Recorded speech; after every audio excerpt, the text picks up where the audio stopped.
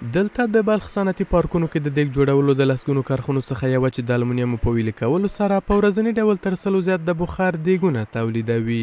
صنعتکاران وایي په وروستیو کلونو کې د دیګ جوړولو صنعت ښه وده کړې او د وروستیو کې یو شمېر هیوادونو ته هم صادرات لري. دوی ټینګار کوي که چیرې د خام موادو د تامین، برېښنا او بازار موندنې برخه کې ملاتړ وشي، کولی شي خپل تولیدات زیات کړي. امارات اسلامی افغانستان نگذاره که همین مواد خامه که فابریکات استفاده میکنه از کشور بیرون برن و مشکل برق است که برق 24 ساعت نیست برای ما. همین که یک ساعت برق میره بسیار از این هنگفت را بسیار یک ضرر قوی در صنعتکار وارد میشه. د دې تولیدي کارخونو فعالیت د دې لامل شوی تر څو سلګونو تنو ته د کار زمینه هم برابره شي.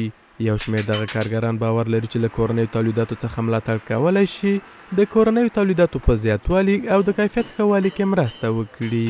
دیگایی که در اینجا جور میشه دیگای بخار هست، چند رقم 7-8 رقم دیگ داریم. دیگه اینجا یکی هست در خارج هم میره بسیار با کیفیت عالی هست.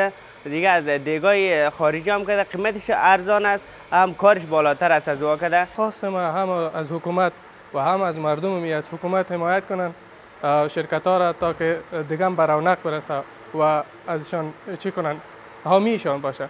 د بلخ د صنعت او سوداګرۍ ریاست د معلوماتو له مخې اوس مهال شاوخوا د ریختګرۍ او بخار دیګ 40 کارخونې فعالیت لري.